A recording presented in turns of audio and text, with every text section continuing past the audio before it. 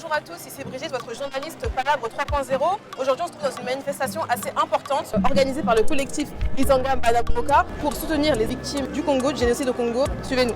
Donc le but du collectif, c'est mener des actions en faveur des plus démunis pour pouvoir les aider, les femmes violées qui souffrent, les enfants rejetés, les orphelins. Aujourd'hui, on est là pour le Congo. C'est une marche qui est importante, histoire de dénoncer tout ce qui se passe, les génocides, la guerre à l'Est aussi. Et voilà, je pense qu'il y a beaucoup de gens qui ne sont pas informés. Aujourd'hui, c'est un grand de solidarité, particulièrement. Et voilà, je suis content, on était vraiment nombreux. Voilà, beaucoup de gens qui sont partis, on était vraiment nombreux. Et j'espère que ce n'est pas la dernière marche. Solidarité, l'union. Donc là, ça fait plaisir. Je crois qu'il ne faut pas lâcher. Il ne faut pas lâcher.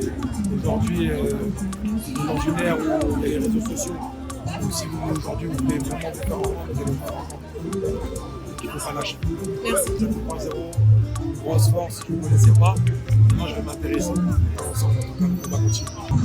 Dans tous les cas, on va se faire entendre. Mais ça va prendre du temps qu'on va se faire entendre.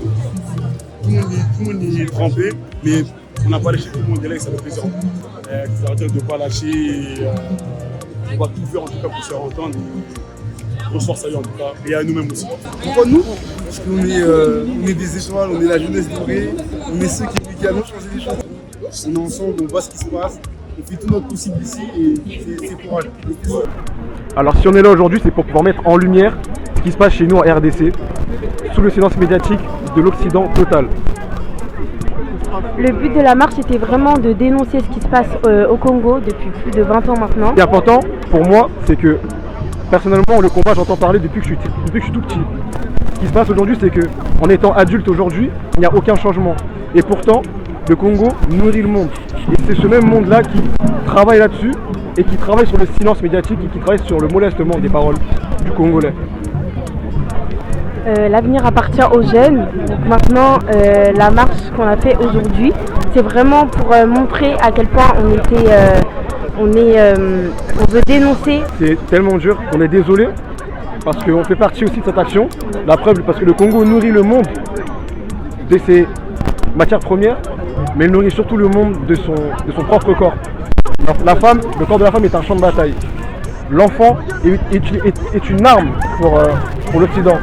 Et le résultat de ça, c'est le téléphone qu'on a juste ici, le téléphone qu'on a dans la poche. Donc on est aussi acteur de ça. Et nous, on est désolé de notre silence et de ce qui se passe. Les choses vont changer, j'y crois, on y croit tous. C'est pour ça qu'on organise ce genre d'événement. Le Congo ne tombera jamais. Après maintes années, après ce massacre, le Congo est toujours debout et continuera de se lever. Debout Congolais.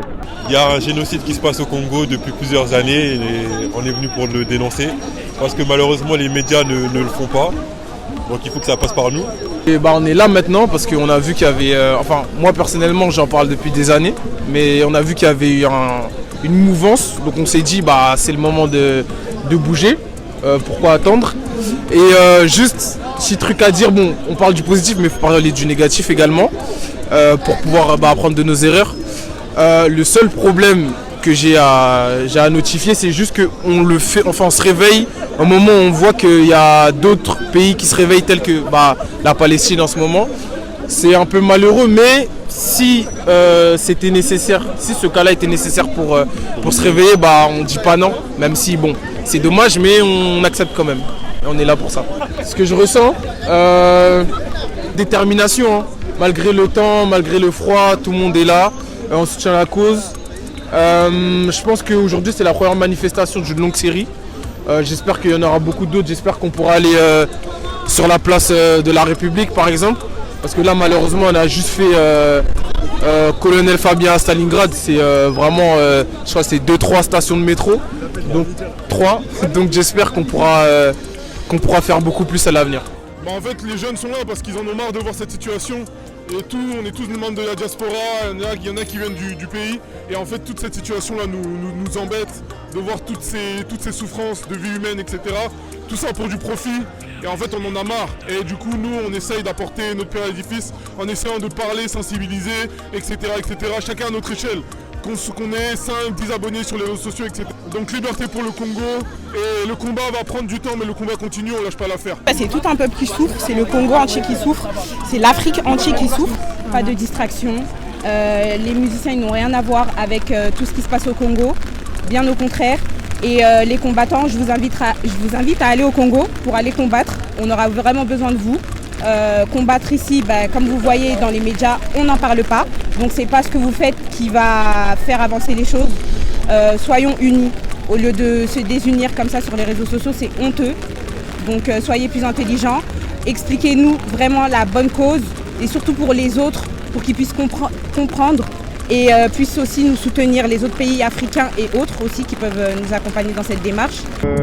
Ce qui nous a vraiment motivés à être là, c'est cette prise de conscience de la jeunesse congolaise par rapport à la situation globale et surtout contre les génocides dans notre pays. Et nos fils, nos petits frères, nos neveux continuent et c'est un immense plaisir pour moi.